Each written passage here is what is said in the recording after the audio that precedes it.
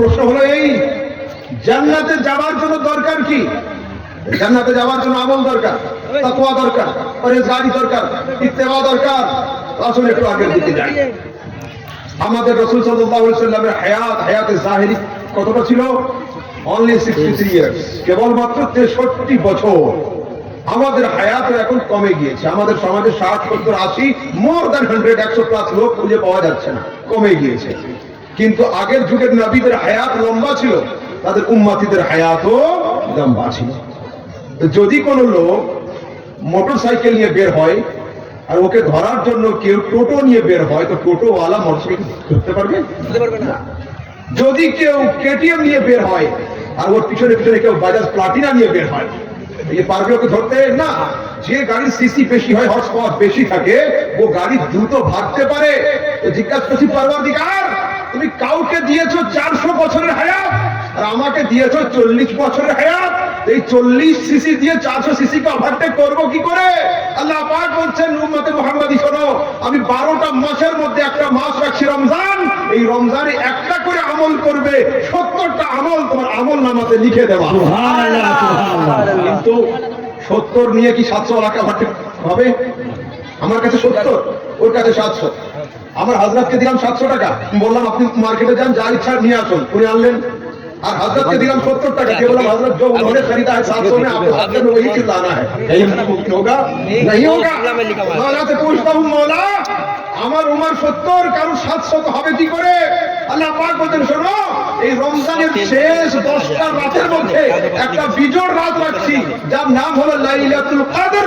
লাইলাতুল কদর খায়রুম মিন আলফ শাহর। এই এক রাতের আমলকে আমি আল্লাহ 1000 মাসের চাইতে উত্তম বানিয়ে দিলাম। সুবহানাল্লাহ, সুবহানাল্লাহ। আচ্ছা চলেন এবার একটু আগে আমি যে আয়াত পড়লাম, এই আয়াতের শেষে কি আছে? তা'মুরুনা বিল মা'রুফ ওয়া তানহাউনা আনিল মুনকার। ভালো কাজের আদেশ, খারাপ কাজের নিষেধ। এখন আমার সমাজে বেশ কিছু যুবক তৈরি হয়ে গেছে যারা নিজেদেরকে কোয়ালিফাইড মনে করে, এডুকেটেড মনে করে। তাদের দাবি হলো এই যে যা করছে করুক, আমাদের বলার কোনো দরকার নেই। তোমরাই হলে যুগশ্রেষ্ঠ উম্মত, বের করা হয়েছে বাছাই করে করে তোমাদেরকে মানব জাতির জন্য। তোমাদের বৈশিষ্ট্য হবে দুটো, তা'মুরুনা বিল মা'রুফ ওয়া তানহাউনা আনিল মুনকার। ভালো কাজের আদেশ করা এবং খারাপ কাজের নিষেধ করা, এই দুটোই হবে তোমাদের বৈশিষ্ট্য। প্রশ্ন হলো এই, দুনিয়াতে সবচেয়ে আফজল, সবচেয়ে শ্রেষ্ঠ উম্মত কে বা কারা? দুনিয়াতে সবচেয়ে শ্রেষ্ঠ উম্মত কারা? সারা দুনিয়ার সমস্ত লোক জানে দুনিয়াতে সবচেয়ে শ্রেষ্ঠ উম্মত হলো উম্মতে মুহাম্মাদি সাল্লাল্লাহু আলাইহি ওয়াসাল্লাম। কোরআনে কারীমের অন্য আয়াতে আল্লাহ পাক বলেন, ইয়া বনি ইসরাইল, হে বনি ইসরাইল সম্প্রদায়, উযকুরু, তোমরা স্মরণ করো, নি'মাতি আল্লাতী আন'আমতু আলাইকুম ওয়া আন্নী ফাদ্দালতুকুম আলাল আলামিন। সেই নি'মাতকে যা দিয়েছি তোমাদের উপরে এবং তোমাদেরকে বানিয়েছি আমি যুগশ্রেষ্ঠ উম্মত। ওয়া আন্নী ফাদ্দালতুকুম আলাল আলামিন, তোমাদেরকে ফজিলত দিয়েছি আমি দুনিয়ার উপরে। একটা আয়াতে আছে উম্মতে মুহাম্মাদি উত্তম, আরেকটা আয়াতে আছে বনি ইসরাইল সম্প্রদায় উত্তম। প্রশ্ন হলো এই আসল উত্তম কে? মার্কশিট নিয়ে বের হচ্ছে, এ দাবি করছে আমি ফার্স্ট হয়েছি, ও দাবি করছে আমি ফার্স্ট হয়েছি। বাইরে যে লোকটা ঝালমুড়ি ঘুগনি বিক্রি করে, ও বলছে না, দুজনের মধ্যে যে কোনো একজন মিথ্যা কথা অবশ্যই বলছে, ফার্স্ট একজন হবে, দুইজন কি করে ফার্স্ট হয়? আমি বললাম যে না, ওরা দুজনেই ঠিক বলছে, কেউ মিথ্যা কথা বলেনি। কি করে হবে? দুজন ফার্স্ট কি করে হয়? আমি বললাম একজন আপন ক্লাসে ফার্স্ট হয়েছে, আরেকজন পুরো স্কুলে ফার্স্ট হয়েছে।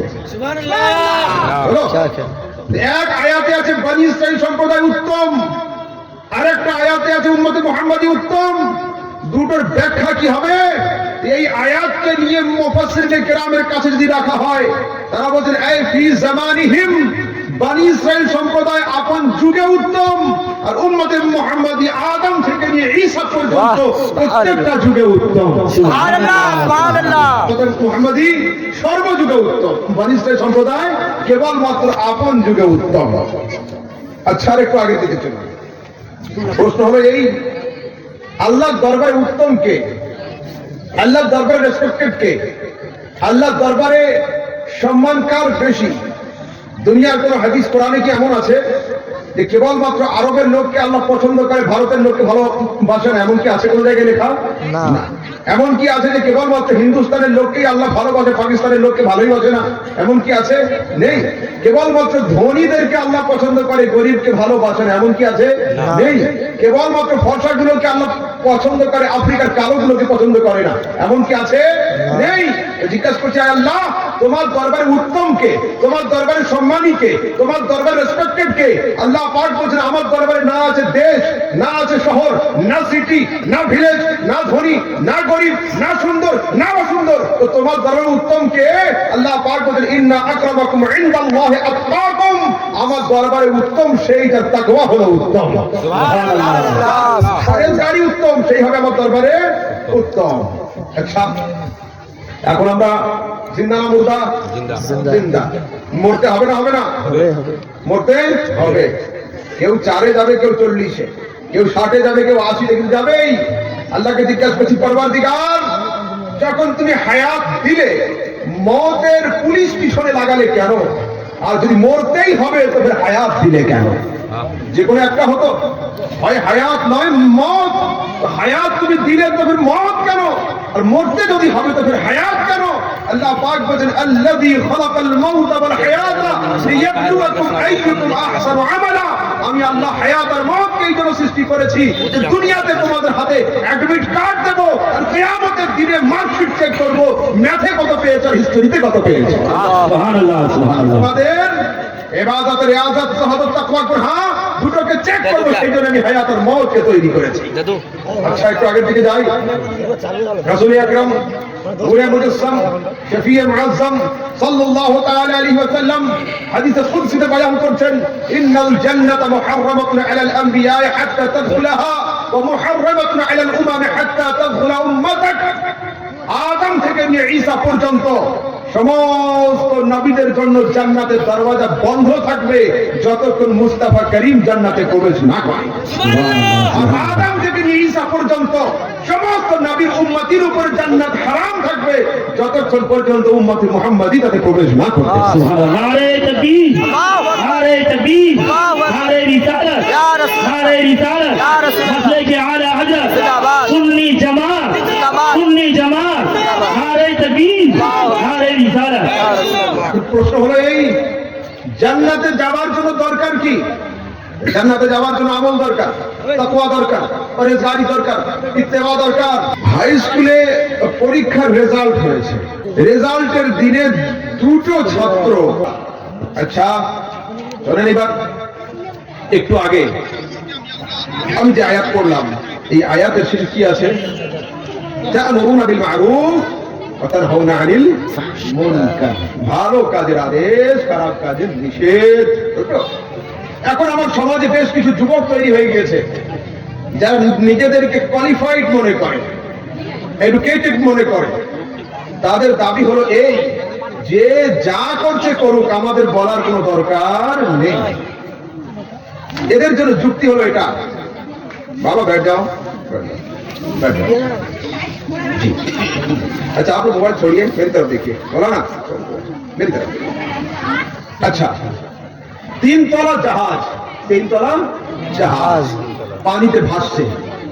এই জাহাজের উপর তলাতে কিছু লোক ছিল যাদের কাজ হচ্ছে আমর বিল মারুফ ওয়া নাহি আনিল মুনকার, ভালো কাজের আদেশ করা, খারাপ কাজের নিষেধ করা। জাহাজের মাঝখান তলাতে বেশ কিছু লোক ছিল যাদের দাবি হলো এই যে যা করছে করুক, আমাদের বলার দেখার দরকার নেই। YouTube, Facebook, free fire, PUBG, বাস, নাথিং এলস, আর কিছুই না, হলো। আর জাহাজের নিচু তলাতে বেশ কিছু যুবক ছিল যারা শ্রমিক, কাজ করার জন্য এক দেশ থেকে আরেক দেশে যাচ্ছিল। 3 দিন 3 রাত জাহাজটা পানির উপর ভাসবে, লম্বা সফর।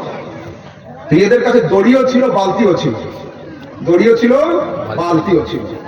বেঁধে সমুদ্রে ফেলছিল, পানি ওঠাচ্ছিল, ওযুর জন্য, গোসলের জন্য, কাপড় কাচার জন্য, রান্না করার জন্য।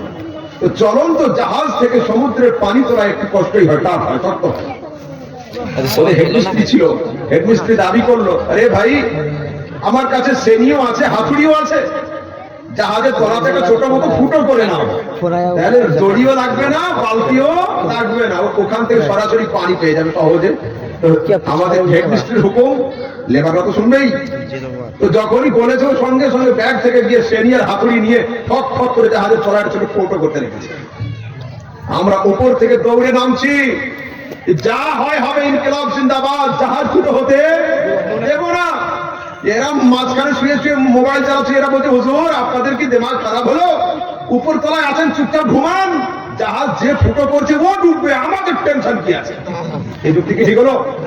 জাহাজ যখন ডুববে কি শুধু নিচু তলা ডুববে না, পুরো জাহাজটা ডুববে, পুরো জাহাজটা ডুববে। গ্রামে যখন আগুন লাগবে, মুফতি সাহেবের পীর সাহেবের ঘরটা বাদ যাবে না, ওতেও আগুন লাগবে। মুরিদ যদি অনেক থাকে তো আগুন না লাগে, ও ধোঁয়া ধুলো কিন্তু অবশ্যই লাগবে। তো যদি ভালো কাজের আদেশ, খারাপ কাজের নিষেধে আমরা একে অপরের সাহায্য না করি, এই সমাজ আস্তে আস্তে অন্ধকার হয়ে যাবে, এই সমাজে আলো বলে কিছু খুঁজে পাওয়া যাবে না। সেহেতু আমাদেরকে ভালো কাজের আদেশে, খারাপ কাজের নিষেধের সঙ্গে থাকতে হবে। ওই আয়াতে কি বললাম, আল্লাযী খালাকাল মাউতা ওয়াল হায়াত, আল্লাহ পাক মওত এবং হায়াতকে বানিয়েছেন। প্রশ্ন হলো এই মওত কাকে বলে? রাসূল আকরাম সাল্লাল্লাহু আলাইহি ওয়াসাল্লাম হাদিসের মধ্যে বলছেন, at the same time same place, কোন একটা জায়গার উপরে যদি 70 খানা, একটা দুটা নয়, 70টা তলোয়ার নিয়ে যদি আঘাত হানা হয়, যতটা কষ্ট হবে মওত তার থেকে অনেকগুলো শক্ত।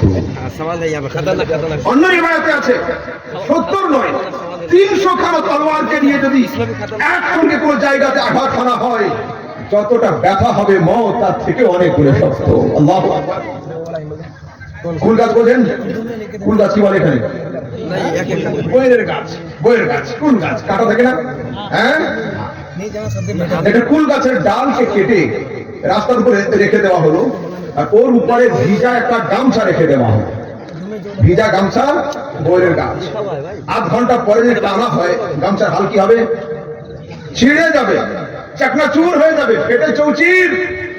বলছো পৃথিবীর মানুষ, বইয়ের গাছের ডালের সঙ্গে গামছার সম্পর্ক ছিল আধ ঘন্টার। আধ ঘন্টার রিলেশনশিপ শেষ করার সময় যখন টানছি তো ফেটে চাকনাচুর। তোমার দেহের সঙ্গে আত্মার সম্পর্ক ছিল 40 বছর, কারণ 70 বছর, কারণ দেহে আত্মা রয়েছে 80 বছর। বলছি এই সম্পর্কের পরে মালাকুল মউত যখন দেহ থেকে আত্মাকে বের করবে, তো চিন্তা করে দেখো তোমার দেহের কি হাল হবে, তোমার আত্মার কি হাল হবে।